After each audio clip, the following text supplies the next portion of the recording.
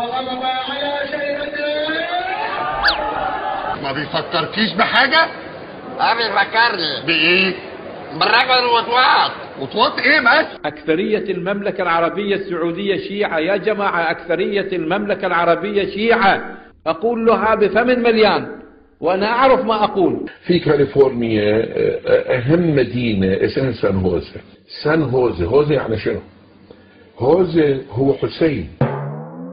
أنا الآن لو أخير أني أبقى في الأرض أبكي على الحسين أو أروح للجنة، والله ما أريد الجنة، خليني أبكي على الحسين.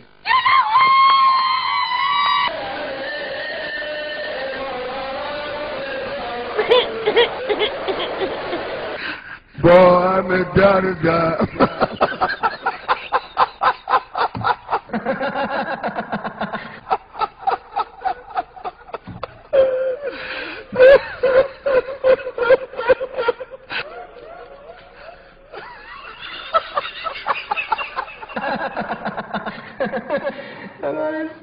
قوله تعالى والتين والزيتون، التين الحسن والزيتون الحسين عليهما السلام. من الناحية الفقهية أكل الجبن مكروه. والله لحم الأرنب حرام. تحرم الحشرات، ونقصد بالحشرات الحيوانات الصغيرة التي تعيش عادة في الجحور. ابدأوا من الأرنب والفار وما بعدهما. والمصحف ما راضي. وأقولها حتى ينقطع النفس، لحم الأرنب حرام. إيه الرجل ده؟ إذا بيضة طرفاها متساويان حرام.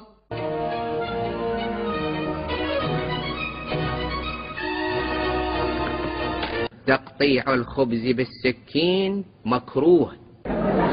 وبعدين ضحكنا كتير، هناخد السنة كلها ضحك ولا ايه؟ مجموعة من الفقهاء رحمهم الله تعالى يعتبرون أن السجارة أصلا ما مفطرة.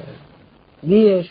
يقول هذا مو شرب، هذا لا يعد شربا وأكلا، فلذلك ليس بمفطر. حسبنا الله ونعم الوكيل فيكم. أنا أبين لكم طريقة يمكن الإنسان أنه يتخلص من هالمشكلة، مشكلة الصوم في رمضان، عفوا مشكلة الصوم في الحر، ولا يقع في الحرام.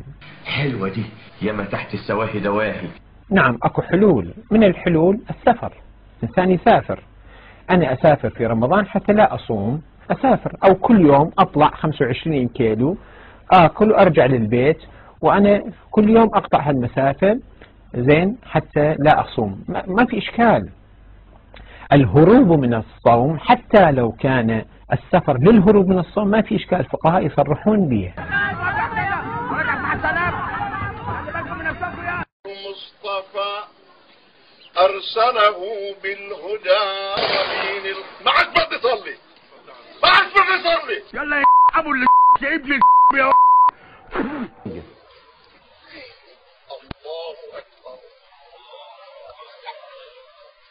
أشهد أن لا إله إلا الله وحده لا شريك له. يا دي الليلة الزرقاء اللي زي كل الصباع. لكن كذا من حرام ما تصلي. أتعلمون بأن الوهابية عندهم علم بأحاديثنا؟ والله أقولها أكثر من علمائنا. لا إله إلا الله. ادخلوا إلى هذه المواقع ستجدون روايات مستخرجة من كتبنا، والله لو تأخذونها إلى علماء الشيعة تقولون لهم يقولونها، يقولون لا ما موجود عندنا، موجودة في كتبنا. جهل يا فاشل. قبل مدة للإخوان وارد عندنا أن الشمس عرضت عليها الولاية فأقرت يا راجل، فبقيت مزهرة شمس. مش معقول.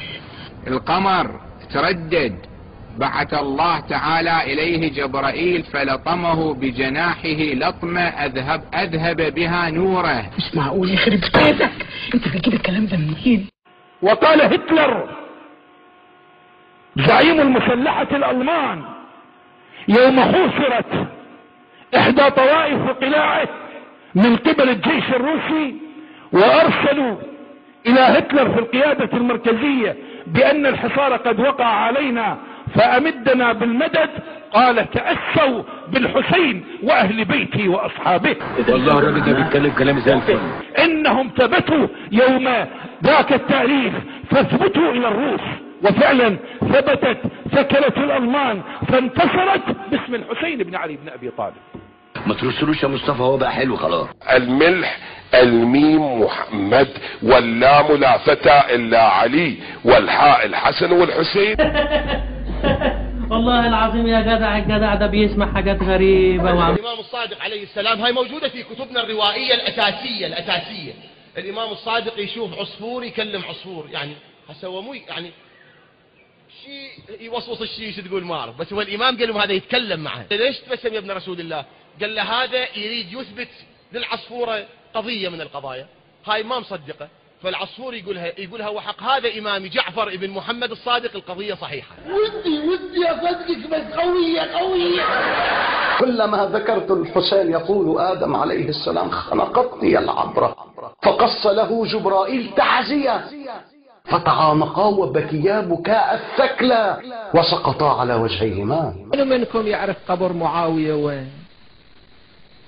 معاوية اللي حكم الشام قبر مع شعراء وقف على قبر معاوية. تدري الكويت أصلها دولة شيعية، يعني بلدة شيعية كانت. أنت تتكلم جد؟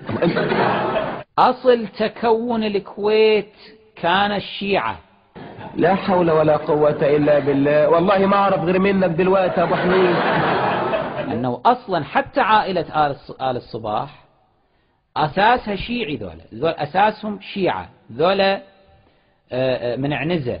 ولا بدأ غلط على اسمع، الله دز رسول الله قال له تعال ابو جاسم اريد ادز، قال له تامرني، قال له دز تعال للوادي نقول لهم بويا 1 2 3 4 اللي يتبعني اهلا وسهلا، والما يتبعني اسمعني يا ابويا، والما يتبعني يطب مرض، انما انت منذر لست عليهم بمسيطر.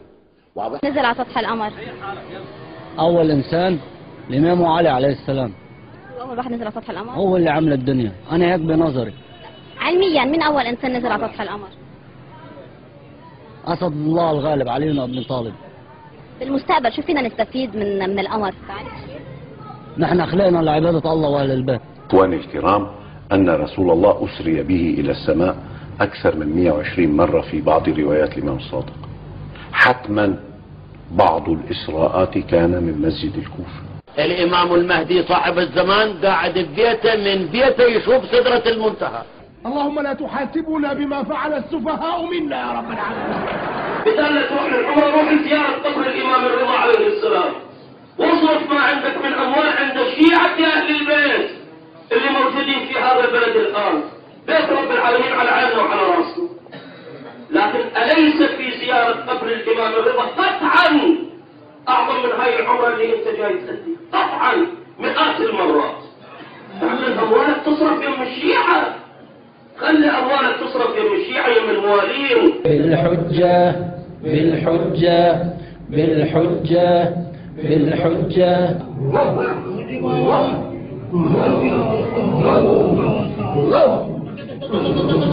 No.